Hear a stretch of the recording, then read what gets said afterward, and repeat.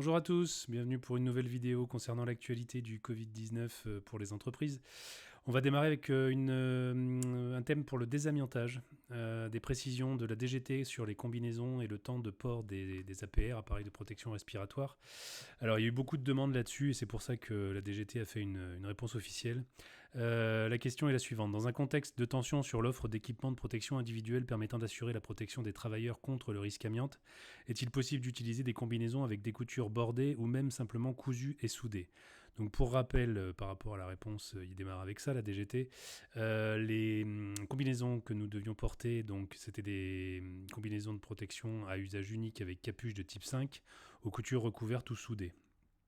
Là, vu le contexte, vu les énormes difficultés d'approvisionnement concernant les combinaisons, on va dire classiques pour l'amiante, la DGT explique que des évolutions techniques ont été révélées dans l'offre de combinaisons à usage unique de type 5, et le critère qu'il convient désormais de retenir est celui de la résistance mécanique des coutures, ainsi que le précise le guide INRS ED 6247.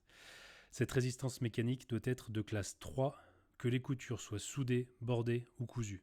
Donc cette dernière phrase est importante et légitimise le fait qu'on puisse également maintenant, en période de Covid, attention si le retour à la normale derrière se fait, la résistance mécanique doit être de classe 3 et on peut avoir des coutures soudées, bordées ou cousues. La deuxième question, c'était par rapport au temps de port des APR, donc le temps de port des masques réservé exclusivement à la protection contre le Covid-19 entre-t-il dans le décompte de la durée maximale des vacations quotidiennes prévues par la réglementation encadrant les opérations amiantes? La réponse de la DGT est claire, non, leur port est sans incidence sur la durée maximale des vacations quotidiennes amiantes. L'usage de masques grand public ou le port de masques FFP1 peut s'avérer nécessaire dans certaines situations sur le site de l'opération en fonction de l'évaluation des risques faite par l'employeur. Mais ça peut être aussi lors de trajets pour venir au chantier ou s'en aller du chantier si on n'est pas seul dans son véhicule. Ça peut être également pendant les temps de pause si soit les bases vie, soit les pauses en extérieur ne sont pas possibles. Donc ce port-là de masque grand public ou FFP1 peut s'avérer nécessaire dans certaines conditions en fonction de l'évaluation des risques, ça on l'a dit, et du protocole national de déconfinement disponible sur le site. On en avait déjà parlé lors d'une précédente vidéo. Ces masques sont portés par les travailleurs à l'extérieur de la zone de travail amiante, que ce soit dans la zone d'approche, dans l'emprise de la zone d'opération, etc., etc. On vient d'en parler. Toutefois, ceci ne dispensera pas les employeurs de solliciter un positionnement de leur service de santé au travail s'agissant des mesures organisationnelles envisagées pour la reprise de leur opération amiante, y compris sur les durées envisagées de port de ces masques hors zone de travail. Donc, je vais essayer de vous la faire un peu plus courte et résumée. Ça ne doit pas, les masques grand public ou chirurgicaux ou à usage unique, etc., FFP1, ça ne doit pas rentrer dans le calcul du port de masque pour les vacations quotidiennes.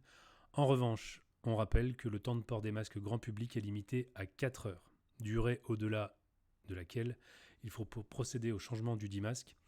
On précise aussi, mais ce n'est pas dans la réponse de la DGT, qu'on l'enlève également à partir du moment où il est humide. S'il est humide, la filtration ne se fait pas comme il faut, de manière optimum. Et évidemment, on l'enlève une fois qu'on l'a enlevé, c'est-à-dire qu'on ne remet pas son masque si on a été obligé de l'enlever. Voilà pour le premier sujet. Deuxième sujet, ça concerne le télétravail. Le ministre du Travail publie un guide du télétravail. Donc c'est paru le samedi 9 mai. Le ministère du Travail a mis à disposition sur son site un guide pour aider les entreprises et les salariés dans l'organisation du travail. C'est sous forme de questions-réponses à destination des employeurs et des salariés. Muriel Pénicaud nous explique que pour réussir le déconfinement, les entreprises doivent recourir au maximum au télétravail, ça c'est un vrai rappel, y compris après le 11 mai. Après avis des partenaires sociaux, le ministère du Travail publie ce jour un guide pour aider les entreprises et les salariés dans cette organisation du travail. Je vous mets le lien de ce guide dans les commentaires ou dans le post LinkedIn. Troisième sujet, on en avait parlé lors d'une précédente vidéo, un point maintenant sur la reprise des chantiers du BTP. Il y a une accélération de la reprise des chantiers dans la France entière. Je vais vous montrer ce que ça donne au 9 mai. Donc on avait 45% quasiment de réouverture de chantiers sur la région de l'Est, 41%, 42% quasiment en Rhône-Alpes, 43% sur la région PACA. Ça s'est aussi vraiment développé par rapport aux derniers chiffres, puisqu'on était aux alentours de 10-15% dans la région du Sud-Ouest et dans la région de la Bretagne. Le Nord, 41%, et nous avons toujours un peu à la traîne l'Île-de-France, mais qui a quand même vraiment développé par rapport à la dernière étude. On est à 27% maintenant des chantiers repris dans l'Île-de-France. Bon, vous savez que le contexte est un peu particulier là-bas et que c'est a priori beaucoup plus compliqué pour reprendre les chantiers, mais ça va dans la bonne voie. Prochain thème, c'est juste une petite note concernant le négoce. Donc on a un retour à la normale progressive, mais quasi généralisé. On a les magasins de bricolage et les fournisseurs de matériaux BTP qui ont quasiment tous réouvert, à minima en drive. Donc là, clairement, on n'a plus trop de problèmes d'approvisionnement, ou en tout cas, ça ne saurait tarder pour le déblocage. Avant-dernier thème concernant l'état d'urgence sanitaire. Donc on a une loi qui est tombée le 11 mai 2020, prorogeant l'état d'urgence sanitaire et complétant ses dispositions. Donc je vais vous faire grâce du détail. Une note de Michel Gaulle qui est très synthétique, donc je vais me permettre de la lire. La prorogation de l'état d'urgence au 10 juillet inclus, dont la date de fin était initialement fixée au 24 mai, devrait a priori avoir des conséquences sur le report du gel des échéances introduit par l'ordonnance du 25 mars 2020, modifiée par l'ordonnance du 15 avril 2020 pour ce qui concerne les vérifications périodiques des équipements, les formations SS3 et SS4, les certifications et les accréditations. Alors en clair, ça veut dire quoi ? On avait eu un décret une ordonnance qui avait stipulé qu'il y avait un gel de la date de péremption, on va l'appeler comme ça, de la date de validité de ce qu'on vient de citer, c'est-à-dire des équipements, de la vérification périodique pour les équipements, des formations SS3, SS4, etc. Là, comme il y a donc la date initiale de la fin de l'état d'urgence, c'était le 24 mai, ça a été décalé au 10 juillet.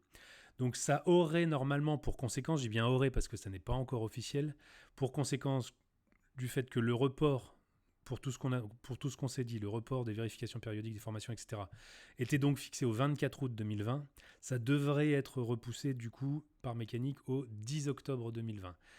Il conviendra donc de surveiller attentivement la mise à jour de la foire aux questions de la DGT concernant les dispositions hors Covid-19 pour avoir confirmation de ce point. Vous l'avez compris, il n'y a rien d'officiel, mais c'était quand même pour vous alerter et que vous soyez vigilants à ça.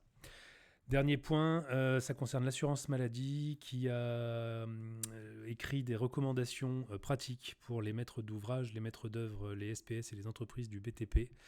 Vous l'avez à l'écran, c'est sur leur site internet amélie.fr. Je vous mets en lien de ce post le lien vers le site, et comme ça vous aurez, si ça vous intéresse, la totalité des recommandations de l'assurance maladie. Je vous remercie beaucoup d'avoir suivi cette nouvelle vidéo. Je vous souhaite une excellente journée et je vous dis à très bientôt. Au revoir.